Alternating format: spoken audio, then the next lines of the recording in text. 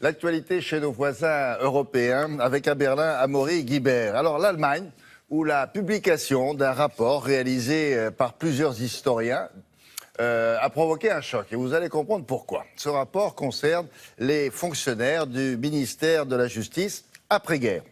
Et il révèle que d'anciens nazis ont complètement noyauté l'institution. Mais alors, dans quelle proportion? C'est la question que je pose à Amaury. Bonjour Amaury.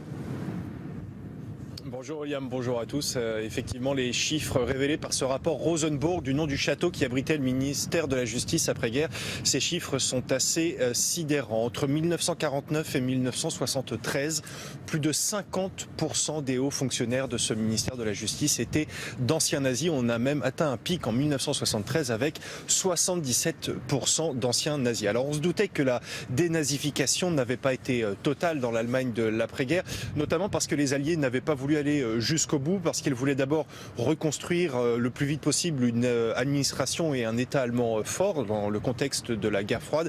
Mais c'est la première fois qu'on dispose de chiffres aussi précis qui montrent combien l'infiltration par les anciens nazis de la haute administration et de la justice était importante. Et cela explique pas mal de choses, notamment la clémence étonnante, on va dire, dont a fait preuve la justice allemande après-guerre dans la poursuite de certains crimes commis sous le Troisième Reich, comme on va le voir dans ce sujet que l'on a préparé avec Clara Dess et Michaela Wert. Est-ce que vous pourriez... Tout était là, dans les archives du ministère de la Justice allemand.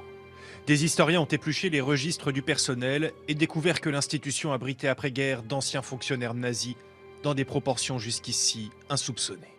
Je crois que c'est un manquement grave de ne pas avoir recruté systématiquement des gens qui n'avaient pas été atteints par cette idéologie.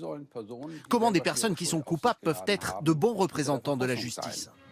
Après-guerre, une grande loi de dénazification a pourtant été adoptée sous l'égide des Alliés.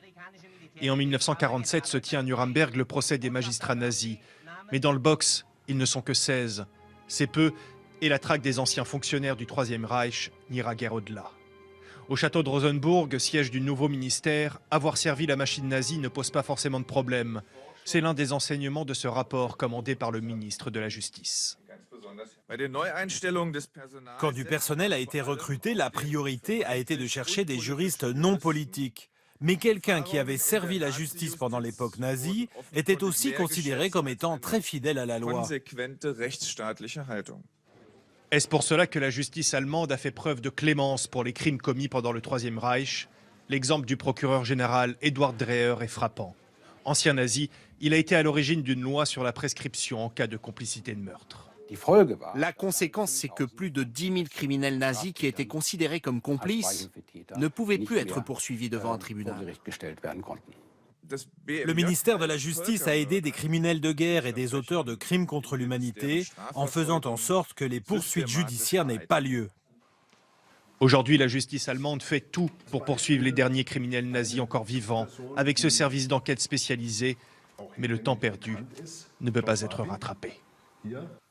Il faut savoir que des films ont été tournés sur ce thème, dont un qui est sorti il y a un an, qui s'appelle en français Le Labyrinthe du Silence, et que je vous invite d'ailleurs à vous procurer, à regarder, c'est tout à fait intéressant. Alors cela dit, c'est beaucoup de temps perdu, Amaury, est-ce qu'il n'est pas trop tard? Parce que les derniers criminels nazis, est-ce qu'ils se sentent vraiment menacés par la justice? Et bien d'abord, ils sont plus tout jeunes, c'est le moins qu'on puisse dire. Hein. Ah, c'est le moins qu'on puisse dire, ils ont plus de 90, plus de 100 ans pour certains, ils sont très peu nombreux, mais la justice allemande veut aujourd'hui montrer qu'elle fait absolument tout, elle déploie des efforts considérables pour les traquer et les traduire devant des tribunaux. Depuis 2011, on a déjà eu 3 procès avec des condamnations, des procès qui ont été possibles grâce à l'examen de la liste du personnel SS au camp d'Auschwitz notamment, mais vous l'avez dit, ces gens sont très, très vieux, il n'y en a plus beaucoup, mais pour la justice allemande, c'est vraiment aujourd'hui une question de symbole et de principe. Quoi qu'il ait pu se passer après-guerre, elle veut montrer qu'aujourd'hui, elle fait tout pour les traquer et les traduire devant les tribunaux, même si au final, ça ne se traduit, ça n'aboutit qu'à quelques procès. C'est vraiment le symbole qui est important. Merci beaucoup, Amaury. Merci. Le Labyrinthe du Silence, vous vous souviendrez, j'espère, du titre. On le mettra sur le site de Télématin. La revue